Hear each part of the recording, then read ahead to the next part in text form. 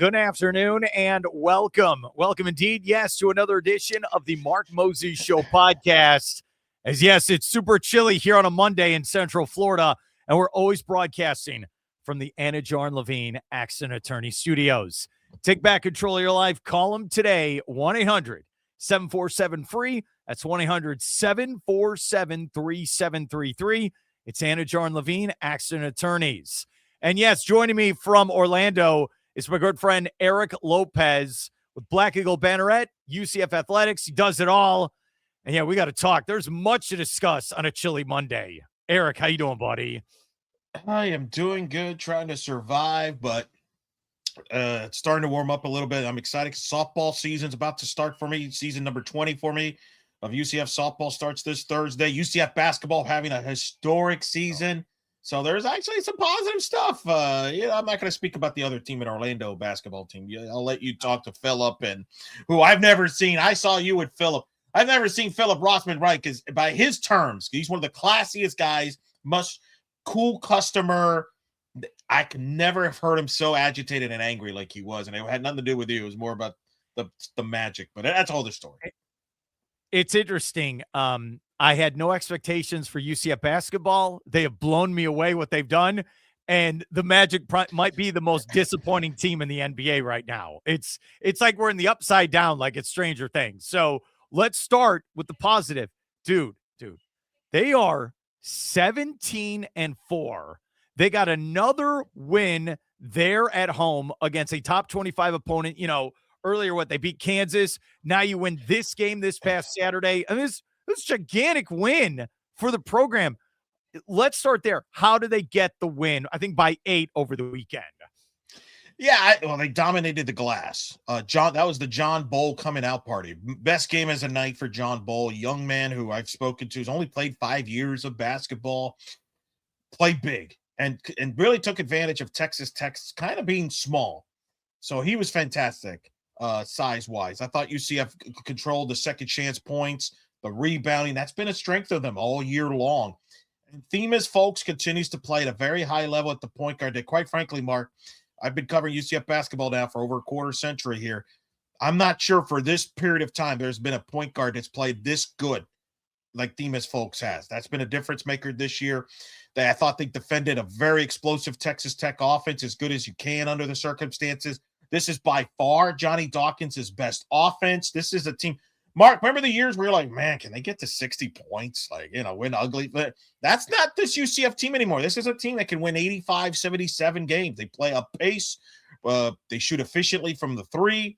They're for real. And I think it's time we take them seriously. And that was a big win against Texas Tech to add to the resume to go along with the win against Kansas earlier this year at home. And they have a win at Texas A&M, Mark, which is looking better and better. As you know, Texas A&M currently is leading the SEC right now in the standings. So good things right now for Johnny Dawkins. That game last week, who are they playing? Arizona State. I mean, that was gigantic. I know, okay, that's a 500 team, but they were down big in that second half. And I felt like in years past, they lose that game and it's over. Yes. But I felt like it's one of those moments. It's like a Disney sports movies, like when we were growing up, where they're starting to rally, they're starting to believe. And I think if they lose that game last week at home, I think the season's over, but they don't. They come back, they win. It gives them confidence against this game. And we were joking off air. Now you go to Houston, another top 10 opponent. But I'm excited. I think this is a tournament team right now. Do you feel that way? I do. And the beauty of the Texas Tech win, I think they have a buffer zone right now. In other words, they could afford a loss. They got Houston. That's going to be brutal. That's going to be tough on Wednesday night. Then they go to Cincinnati, who's not one of the bigger disappointments in college basketball. Wes Miller, the head coach there, is probably going to get fired at the end of this year. But they're talented. UCF played down to the wire. They might lose that game. But if they do, it's not the end of the world. And to your point about the Arizona State game, you're right. I think past UCF teams would have lost that game. It looked lost. And they got hot from the three-point line. They made a couple of stops, and they pulled that game out. And I said it. I tweeted it out afterwards. That's a game when if you make the tournament, you look back at games like that, games that don't look great on the resume, but you found a way to steal games. That's been the bugaboo with this team, the program, the last few years is they drop some games that you're like, no, you can't afford to lose that game because it's going to cost you, and it costs you berths into the NCAA tournament. They've been in the mix, but then they drop games that you shake your head. They haven't done that to this point. They won at Colorado a couple weeks ago. They won a game against Arizona State that you mentioned. If they can continue that the rest of the way, they're easily an NCAA tournament team. I think the question is what kind of seed they could get.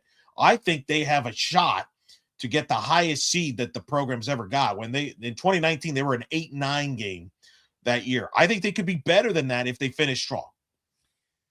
Even the Arizona loss. Okay, Arizona's the number one team in the country. They're undefeated. Pound for pound, they are the best team. We saw them, the eye test. They're the best team. But UCF competed for 40 minutes. It's not like they lay down and lost by 40. I mean, dude, I don't know if you saw the game yesterday. Alabama went to the O-Dome and got destroyed and embarrassed, where the Gators scored 100 points. I have not seen that in the 4 losses by UCF. They're in every game. And I love the point of the Big 12. Dude, this is a gauntlet. Arizona, you're bringing this up where even Cincinnati's going to be tough. Hey, they got West Virginia on V-Day. Like, this is a tough conference. Do you think that helps them as well when you look at the resume?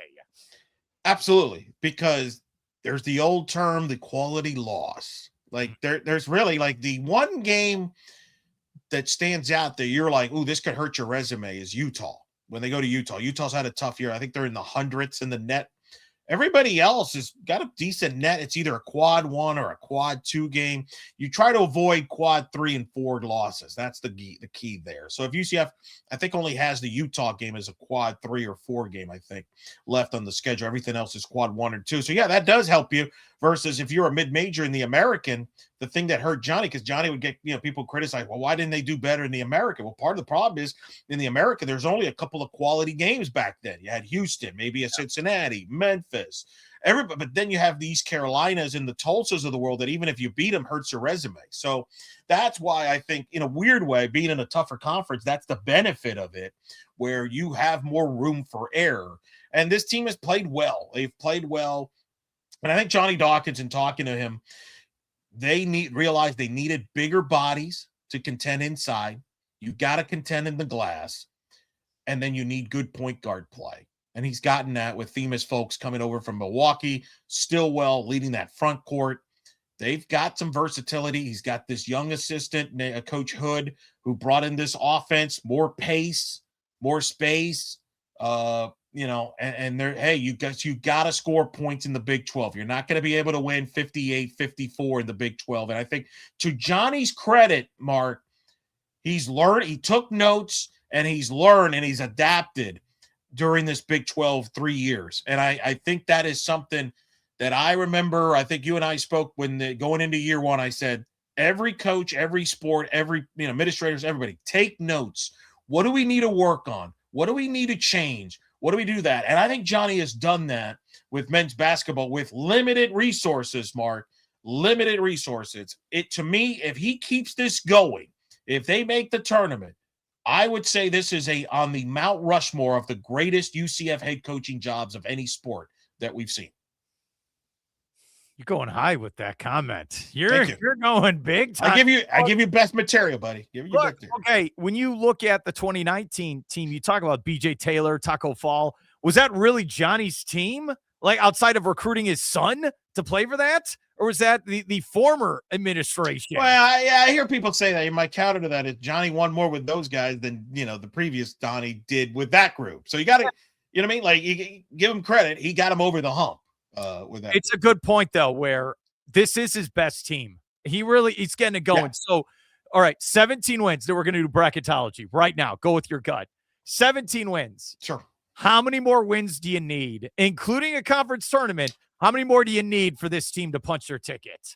I said before the season, 9-9 gets you in. If you're 9-9 in the Big 12, you get in. It's a very rarely. In fact, I don't think there's been a Big 12 team with a 9-9 record that has been left out that's been eligible. I think there's been 1 or 2 teams that were not eligible for the NCAA tournament because of probation that got left out. But 9-9 in the Big 12, which I believe gets you to 20 wins, I think at least gets you into the field. I think 10 wins, 11 wins, 21, 22 wins gets you a 7 seed, something in that range. But I think 20 wins, 9-9 in the Big 12 gets you into the tournament. All right, then here's the follow-up. Are they built to do some damage in March, though? Or are you just happy to make the tournament? I think you're happy if you're a UCF fan. You can't. If you would have told me, Mark, 4 or 5 years ago, hey, UCF men's basketball is not only going to be competitive in the best conference in the sport, in the Big 12, but they're going to make the NCAA tournament in there. I'll be like, really? In just that short period of time, 3 years? Listen, there were a lot of people, and I won't mention names, but there were a lot of people out there that the punchline was, well, UCF basketball, they're going to be in last place in the Big 12. They'll be lucky to win 3 games at this or that. What's so ironic, Mark? Everybody thought what basketball's doing right now is what football was going to do. And it's been the reverse. I would argue Johnny Dawkins has outperformed football with lesser resources. Blows me away. No, I know there's always going to be a percentage of people. We want more. The draw, what kind of draw they get will determine whether they can do damage or not. The fact you have a lead point guard like Themis Folks, if you have a great point guard, you've got a chance to win games in March. That's what it's always been historically. But if you make the tournament, it's a successful year. No, consider where they were picked. You're absolutely right. You know what they were picked to do? Lay down and die and make other teams look better in the conference. So this has been incredible, and I'm excited. What's today? Groundhog Day, February 2nd. Hey, next 6 weeks are going to be fun. You know, it's supposed to be the dog days after the Super Bowl. Hey, maybe this is going to be exciting now. I'm excited. I saw you at the game against Arizona. That atmosphere was great. Atmosphere was great this past Saturday. The court storm, and by the way, look, just stop with the fouls with 0.2 seconds to go. Just let them storm the court, get the win. Don't you hate when that happens? You do the court storm, then they're like, nah, I'm sorry, bro. 1 second back. There's always that official. It's got to call that at 0.2 of a second because I don't want to get called out. You know? And I'm going to say this also. All right. Very underrated home court advantage in all basketball. From the standpoint, and I've said this for many weeks now, teams have never been to Orlando. So they're like, hey, we're going to come to Orlando. We'll kick the crap out of the Knights. We'll go to Disney World. We'll see the beach. This is great. Then they don't realize that they're going to be in a real basketball game when they get to that arena. Do you get that impression? 100%. I'll go a step further. I was not surprised by the Texas Tech result for a couple of reasons. It's a noon tip Eastern, 11 a.m. in Lubbock. Yeah. You're going from Lubbock to Orlando. I know they got charter, but that's still, it's not, it's a far trip. You've never been there before. Texas Tech had just beaten Houston. They have a Monday night game against Kansas. So, some of them are looking ahead to Kansas. And I agree. UCF has taken advantage on the home court. And I've had numerous coaches, the Bill Selfs of the world, that come in at pressers and are like, man, this atmosphere is better than we anticipated. Or, man, it's really, I think a lot of the Big 12 coaches have picked up on that. Like, man, it's a tough place to play here at UCF. And Johnny, give credit to the fans. They have come out and drawn for Big 12 games. Even the Saturday game against Texas Tech, I know that the number was like 8,800. Dude, it was like 35 degrees outside. Like, if you trust me, if that was like an American Conference game, UCF fans would not have come out to that game. But because the team's doing well and it's a ranked team and it's Big 12 basketball, they're coming out even in the elements like the cold weather. So, yes, they have the home court advantage. That has helped them here. And honestly, if they continue to do that, that's all they need to do the rest of the way this year, in my opinion, is take care of your home court, win the Utah game. You're in the tournament. But here's the key. You can't play bad for the next 6 weeks. You got to. That's right. You know what I mean? Like, I know we're throwing them roses, but now you got to back it up, right? And this is the joke I made last week. Don't listen to Eric and I. Don't read the press clippings. Don't believe any of your hype. Keep the chip on your shoulder. Play angry. Play with passion. Don't believe anything we're saying. So I don't say this often. Don't watch this conversation if you're the UCF players. Act like no one likes you moving forward. Would you agree? Agreed. 100%. Don't even. Yeah. That's because you don't want to take off the pedal because that's when it. Yeah, you're right. You can't avoid a losing streak. Because even if you make the tournament, you don't want to be like in the playing game. You don't want to be playing in Dayton on a Tuesday. So they're still playing. And you just said, listen, I mean, if you can get a high enough seed, maybe you become in play they send you to Tampa. Tampa, remember, is one of the sites for the first couple rounds of the NCAA tournament. Now, you got to be a certain seed to get there. But if UCF could play in their way, they could play themselves up to, hey, maybe they send us to Tampa and, more fans will come follow us. Okay, here's what you got left on the schedule. So like you said, at Houston, at Cincinnati, West Virginia at home, Texas Tech at home, at Utah, at BYU. Oh, that's going to be tough. That's Baylor at home, Oklahoma State at home, at West Virginia. That's your finale for the season. Take care of your home court. Home court. I would steal a road game at Utah, maybe split the road games with West Virginia and Cincinnati. If you could do that, you're good. You're good to go. Okay, so that's basketball. And I'm happy you got to come on and do that, right? They're winning. They're doing great. Let's go to football here. From the standpoint, I did not expect this headline this morning. What are your thoughts, Eric Lopez, with Black and Gold Banneret, where Gus Malzahn announces he's retiring as a coach for college football? The dysfunction at Florida State continues, right? Like, the first thought is, why now and why not like in December? Like, I talked to a lot of people. There were a lot of people that thought he might retire in December, and he didn't. And he brought in people like Cam Martin to be the running back coach who he had at UCF, for example. He had Tim Harris there and et cetera, et cetera. So he was building his staff. So the thinking is, oh, well, Gus is just bringing the band back together, right? With his staff and his offense and everything like that. They brought in the quarterback from Auburn and Daniels there to compete for the starting job there. So you're thinking, and now all of a sudden this out of the blue comes to retire. Now I know he's had some family health stuff that's gone on. So, best wishes on that. But the timing of this was interesting. Like, was this always the plan? Did he want to do this so Tim Harris would get the job as a guy who's been loyal to Gus? Did he just have a change of heart? Like, what happened? And again, it's just the weird stuff that continues to happen under Mike Norvell and Florida State. Mark continues. I don't know. It's just there. A lot of people are frustrated over there in Tallahassee, and it's like because. If he retires in December, maybe you go out and get somebody else. Now you don't. Where's he going? And then who wants to touch that job? Right, that's the problem, Jim. That's the other problem. All right, so he was and I wonder if you're a player and you committed there offensively, like Daniels, the quarterback at Auburn, which fits Gus's system. Are you like, dude, why did you tell me? Like, do you feel betrayed? Right? I don't know. I don't know either from that standpoint. So he was there.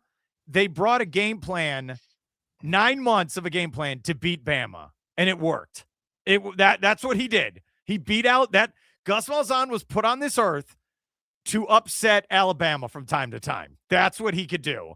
And then outside of that, the whole season was a disaster, right? Like, yeah, I mean, to his credit, he took over an offense that was literally one of the 5 worst in college football in 2024.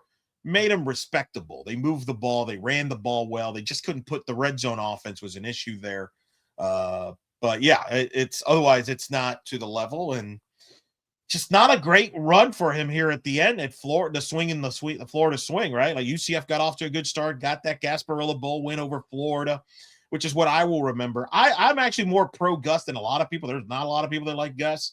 Didn't end well. I give him credit. He took a big swing his last year at UCF, and he missed. It happens with KJ Jefferson and the quarterback situation, and the season went down south. I know he felt he needed more resources at UCF. I think some people would agree with that. But the bottom line is he just didn't evaluate as well from that standpoint as you would have liked. Lost some close games in the Big 12.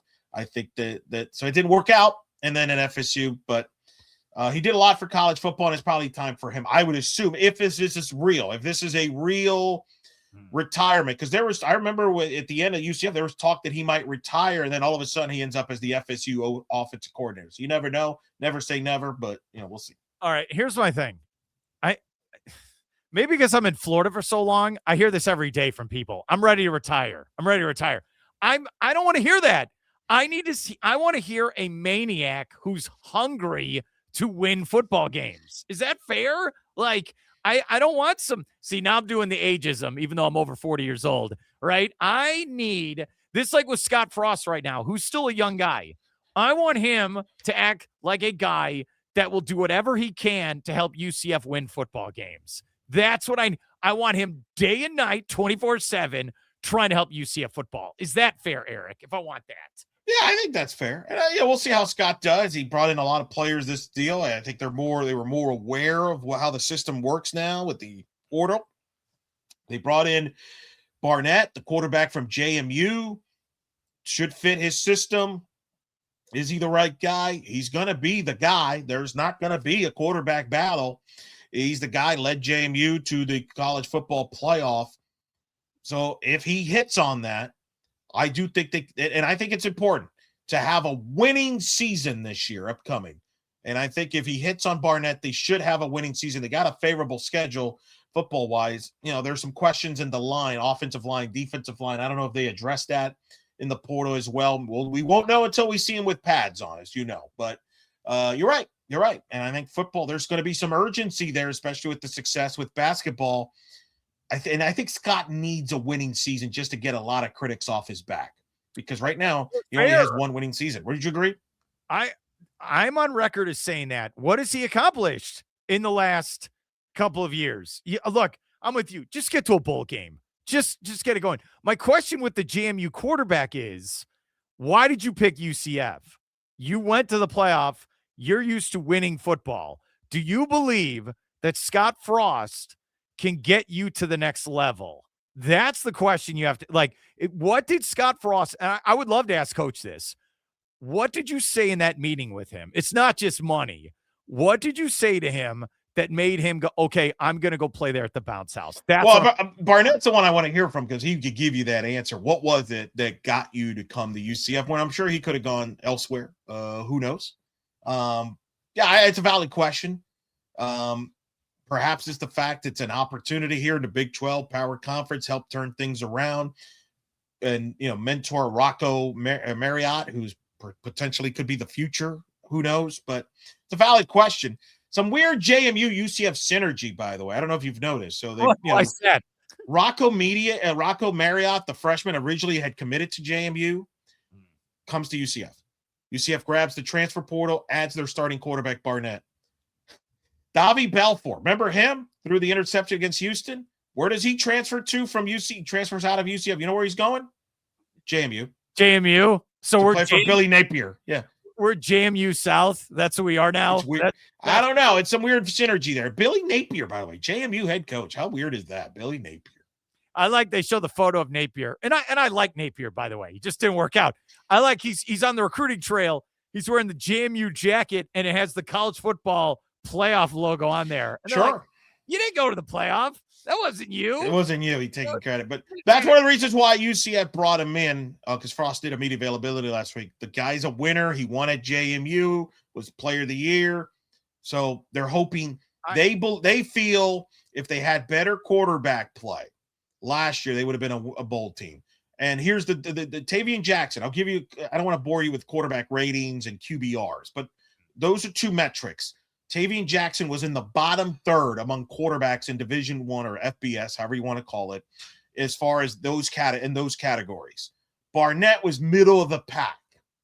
If Banneret can give him production and rank in the middle of the pack among quarterbacks, maybe even better than that, that should get you a couple extra wins in theory. I was at the game last November when they took on Oklahoma State. And it was one of the two worst teams playing each other in the Big 12. Dude, I bought a ticket and went with my dad. I'm sorry. Tickets? No, we had a great time, but I always have a great time going to the bounce house. Dude, my tickets on StubHub cost me $4 before taxes and fees. The fees cost more than the actual seat to go. My parking costs more than go. We had a great time. UCF won. We did. But when I left that stadium, I thought UCF doesn't have their quarterback on the roster right now. I saw you were proven correct. And you were proven correct. And you saw that when the transfer portal opened, every quarterback left day one. I'm out of here. So I'm excited. I'm excited for the spring game. If we're having one, I never know anymore in college football if there's a game that happens. But I am excited to see these guys, right? And I want them to get to a winning record. So we're going to find out. Let's go to softball. You had your, I don't know, was this inside yesterday? Softball media day? What happened? Inside the football facilities. You know that very well. Yeah, Coach Ball Malone spoke. Among a bunch of 11 or 12 players were made available to the media. It was good. I got to talk to Coach Ball Malone for my In the Circle softball podcast, the national podcast, D1softball.com. Make sure if you're a softball, check that out. Plug there. Look, UCF returns a lot of players from a team that won 35 games last year, made a regional final. They've made 5 straight NCAA tournaments in a row, one of 25 programs that currently have that streak going. They are the 21st winningest program in college softball this decade in the sport, Mark. And it's all because of Coach Ball Malone. They have a lot of experience coming back, but they're still very young because the majority of the roster is freshmen, sophomores, basically. So they have 9 pitchers on staff. They have an ace in Isabella Vega, who's a freshman All-American. Who is going to grab those big innings behind Isabella Vega will tell a lot about how good they are this season, because their pitching's kind of young from that standpoint. Their offense should be pretty good. They got a challenging schedule. I think they'll be in the mix for another NCAA tournament, but if their pitching can grow fast and you have 3-4 arms you can rely on, this is a team that can make some noise come May. If not, then they could be in a similar situation where they're in the mid-30 wins column fighting to make the NCAA tournament. But hopefully with this group, it's a core that got together last year. They were very tentative. They weren't sure. You know what I mean? Remember you were a freshman, you walk on campus. I don't know am I supposed to go here? Am I supposed to do that? That's what they were last year. That's what they were, because they graduated 11 seniors from the year before. They were all new. They didn't know, they were tentative. Now they're more confident in themselves. They know where to go. They know what to do. So you hope that equivalents to more wins. But it's a core that started last year, continues this year, and you hope you have this core again next year. You only lose a few seniors. Obviously, landscape of college athletics, you never know. But you hope this core can get the build and eventually be the core that helps UCF get over the hump, not just back to a super regional, but perhaps get to that one place they haven't been to as a program, and that's Oklahoma City for the College World Series. All right, let's go behind the curtain here. As the play-by-play guy for the team for the last, like you said, you're going to enter year 20, which is awesome, dude. Congrats. Rolled. All right, I asked this to coaches, so I'll ask you the question. Since it's a gauntlet of a schedule, and it's more of a marathon than a sprint, do you go like, all right, 3 weeks in, let's see how the team looks, 5 weeks in? Do you take it like in different eras? All right, here's 1 month, 2 months, and then you start making your opinion? How do you do it? It's a great question. It's a great question, because what we've happened at UCF, especially since 2022, when they made the run to the super regionals, they gained a lot of fans, right? New fans, kind of like football did it after 17, right? Yeah. So, but what happens, Mark, a lot of new fans come in, but they come with the football mentality. Like, oh, you know how we react after each week? Oh, week to week, C-Sport, right? Oh, what's wrong with this? You can't judge softball in one weekend. So this team might get off to a slow start. They got a lot of games early. Coach Ball Malone wants to find out what she has. But how do they peak in the second half of the year is what I look for. Do I look for, is there a light at the end of the tunnel? Last year was a roller coaster. They were young. I had no idea what to expect. I didn't know they'd make a regional. Then they go out and beat Arizona 2 out of 3. I'm like, whoa, that's unbelievable. Then the following weekend, they get swept by Iowa State. Where did that come? It was a roller coaster. But eventually they figured it out. And the turning point was when they beat Florida on a midweek. They shut them out. They the day before that, they went to the Stephanie Bess's house. She's the greatest hitter in the history of the program, Hall of Famer, just to get away from softball. And that turned their season around, and they took off. So you have to be patient with it. I'm looking for signs like this weekend. I want to see these new pitchers. There's 4 freshman pitchers on this staff. I want to see what they look like, because I'll be able to figure out, okay, can they contribute right away, or is it going to take a minute? Things like that I look for. I look for little individual pieces, and then the big picture is like, okay, what does that mean moving forward? Great answer.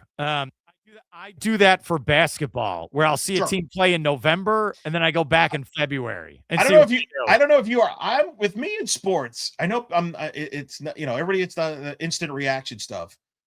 I'm like the guy that's like, if I'm going to watch a movie, I'm not going to judge the movie until I watch the entire movie. I'm not going to judge it based on the first part of the movie. I'm not going to judge it middle pack. I got to see the whole movie. Then I can tell you if I enjoyed the movie or not. I'm not one that's going to make a hot take comment. Okay, this movie blows 20 minutes in, or this movie's awesome 20 minutes in. I need to see the whole thing. So, all right.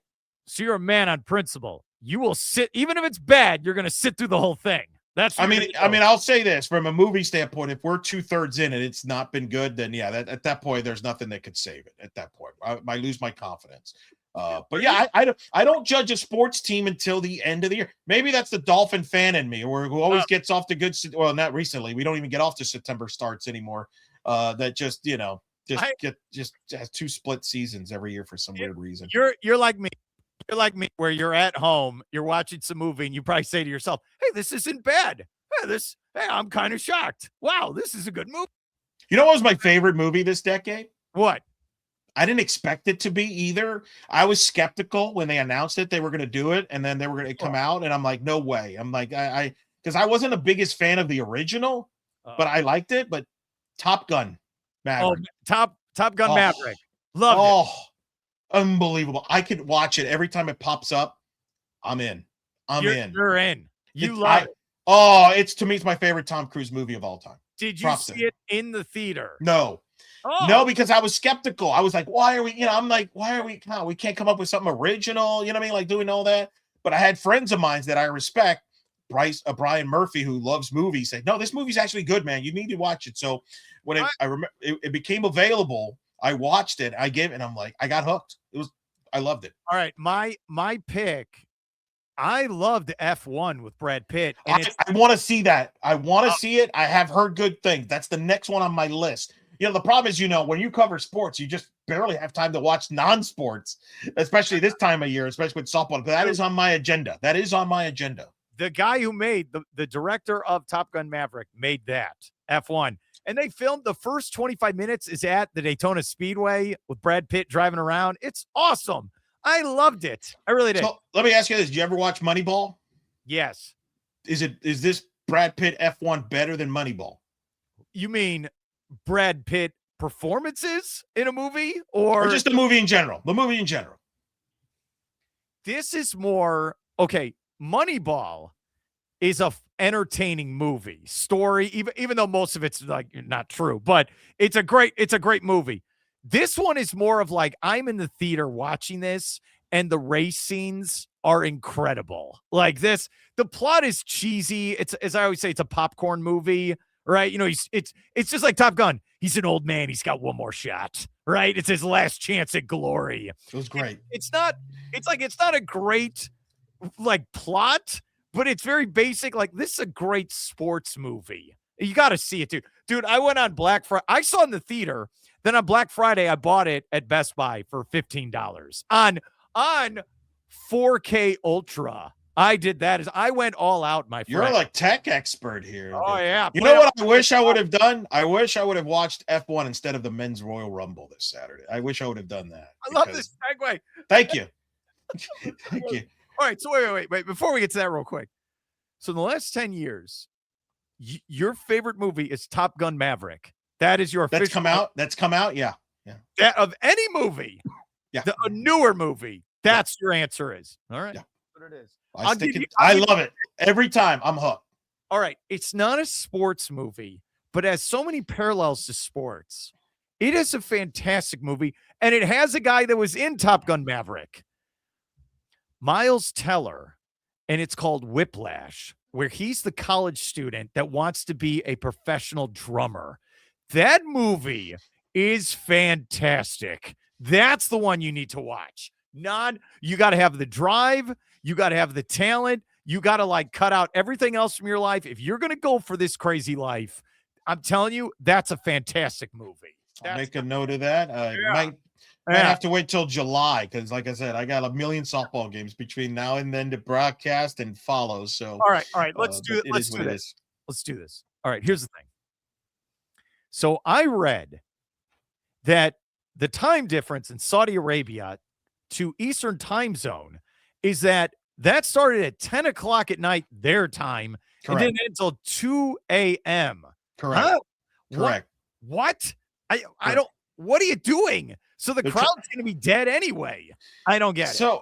So yes, they did do that. Is correct. Just because I guess they wanted to match it up times. I don't know why they did all the different continents and everything like that. I hated that Rumble. I mean, it's how do you have a Royal Rumble, men's Royal Rumble? And this is what I don't like about the Triple H era. He is not big on doing surprises at the Rumble. He's more about establishing, like bringing out young people from NXT and all that. The big surprise was Powerhouse Hobbs, who has a new name, Royce Keys or whatever from AEW. And then the problem is when you're located, everybody's like, who the heck is this guy? Nobody knows. Nobody knows. So there's no surprises. Braun Breaker was more and more interesting. He gets knocked out by a masked man right before he even enters the Rumble and is knocked and eliminated in seconds. That was wild. That might have been the highlight of the Rumble. Brock Lesnar gets eliminated while Jey Uso's in the stands yeeting. Like, what? I did pick Mr. Roman Reigns to win. I am happy about that, but I'm with you. That Rumble, I didn't like the scenery. I didn't like how it looked. Like, the lighting made it look like it was empty. It was not empty. It was the LED music video stuff they do. It's terrible. I thought the men's Rumble was boring, especially coming off last year, which I thought was one of the best Royal Rumbles ever in Indianapolis. This was a bore. Reigns one was predictable and makes sense, but I just thought was not interesting. The women's was not the crowd did not care about the women's Rumble until the end. The ending saved the women's Rumble. It was a good ending with Liv Morgan winning. Arguably, the only thing that was the best part of the whole show was the AJ Styles Gunther match, but that was depressing because Gunther retires AJ Styles allegedly. So yeah, it was not a great Rumble. And now, okay, so Roman Reigns is going to be in the main event, probably going to face CM Punk, I guess. That's what we got. Someone said this to me earlier. Do you feel like we're stuck? You finished the story with Cody Rhodes finally winning the belt. Doesn't it feel like we're stuck? We haven't moved on from that? Like, well, it's not just the Cody Rhodes thing, but the bloodline. It's post-bloodline. And that's an issue. They did, Oba Femi got a lot of airtime in that Rumble, so they're highly on him. It looks like they kind of teased maybe an Oba Femi Brock Lesnar match at Mania there, but okay. I love that guy. I think I did his first ever interview was him. I met him. He was a shot putter in college, right? Out of the SEC. He's a great guy. His mom follows me on social media. Okay. So he needs a manager. He needs someone. And that doesn't have to be Paul Heyman. Paul Heyman can't be everyone's manager. Okay. You can't do that. Okay. You got to have another manager. Are you applying? I think you got something. See, my only concern, and I love NXT. They bring them up and then they don't know what to do with these guys. Like even Braun Breaker, they're giving him the push, but now you're like, what's going on? Yeah. There's something there. You got to maximize it. I mean, look, LA Knight gets gigantic pops from the crowd. Throw him a bone, like Dr. Evil would say. Yeah, he didn't. Right. He didn't even make a deep run at the Rumble at all. It was just it was a flat Rumble. The location's not good, which has me concerned because, as you know, WrestleMania is there next year. It's not good. Okay, here, let's go to the bigger problem. Okay, and this is a tough one to talk about. Oh, the pricing is too expensive. Sure. Right? So you're getting rid of the average Joe that loves wrestling. They can't go anymore. Sure. And then it's like, why aren't people buying these tickets? They're too expensive. And then it's like, well, we're going to go to the Saudis. They have endless deep pockets. We're going to be in bed with them. And then we're going to move all of our big pay-per-views over there. But that's not your core audience. It's not. So if you keep bringing it to Saudi Arabia, you're going to lose your core audience. That's my problem. Look, I get it. Hey, I'm in the business of making money myself. I'm in broadcasting. Sometimes you got to take the money, but after a while, hey, don't forget about the main audience in this. My concern, TKO obviously runs WWE. They also own UFC. They're UFCing WWE basically because they did the same thing with UFC where they priced it a lot. And I think that's kind of what they're doing here. I get they're trying to be more international, like the NFL. Let's be more international. Everybody wants to be international. Be international, but like, hey, don't forget about us. And some of the European shows are fun and all that, but I don't disagree with you. I don't disagree. All right. So who's the champ? That's my question. Who is the champ right now? Well, you got Drew McIntyre, WWE champion, who beat Cody Rhodes. And you got CM Punk as the world heavyweight champion. That's who I think Roman Reigns is going to face, even though I would prefer if you give me the pencil and be the booker, I would have Roman Reigns and Drew McIntyre, who have a long history there that they could tell. And then I would have Cody Rhodes win the Elimination Chamber in Chicago and challenge CM Punk in Chicago for WrestleMania. That would be my two main events. What I think they're going to do is I think they're going to do Roman Reigns versus CM Punk. And I think Cody Rhodes, Drew McIntyre will be the other main event. Possibly Fatu thrown in there as a triple threat. Who's the bad guy in Roman Reigns, CM Punk? That's a good question. That's why I'm not a fan of them doing it right now, especially when the last time we saw the two of them, they shook hands at the Survivor Series, and they both were in a movie, in the Disney movie, as Zebros, and made a ton of money together. It goes back to movies, Zebros. Who does Liv Morgan take on? That's going to be, so Raquel Rodriguez is facing Stephanie Vaquer for the women's title on Raw Monday night. I think Liv Morgan will face the winner of that. And there's definitely going to be some Judgment Day storyline. Stephanie versus Liv for the belt. That's what it needs to be. That's what it is. Huh. So.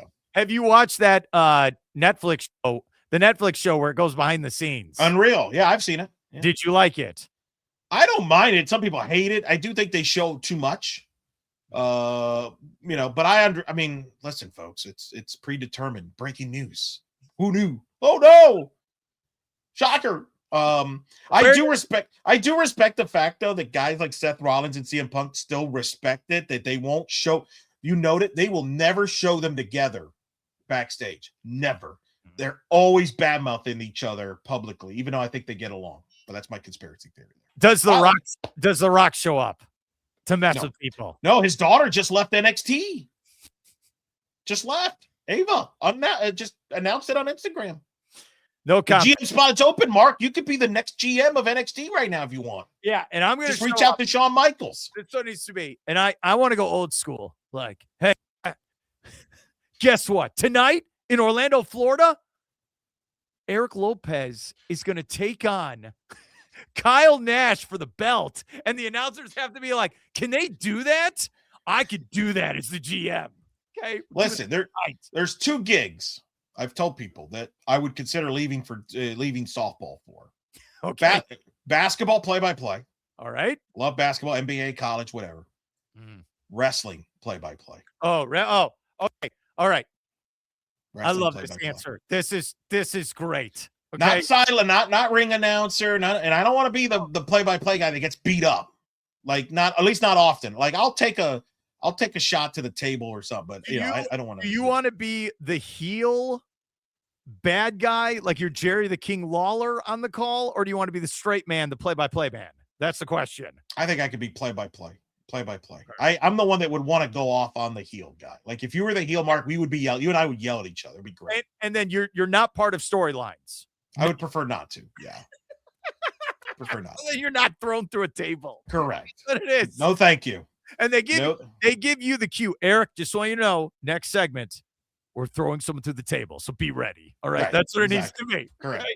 Right? Would you allow yourself to get thrown to the table? They told you. Oh, no. I did it. I helped out my buddy. It was with one wrestling promotion where I was the ring announcer. It is a lot harder than you think. Yes. Where you don't think about it is like, you have to understand where to be in the ring because they're going to be running around and they'll grab the mic from you. And like, you have to know at all times and you're waiting for that. You know what the finish is, but you got to be, you don't know when the finish is going to happen.